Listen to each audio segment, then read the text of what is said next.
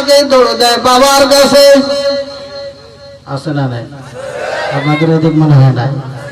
আল্লাহ কবল পড়া না, সন্তান দেওয়ার মালিক তো কোনো বাবা নাই, কোনো পীর নাই, কোনো পয়গম্বর নাই, ঠিক না?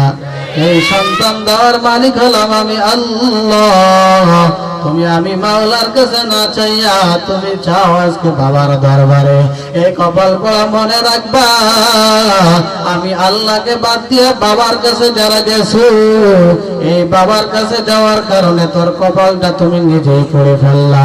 আমি আল্লাহর কাছে যখন তুমি চলে আসবা, এর প্রতিটি হিসাব আমাকে দিতে হবে, ঠিক না?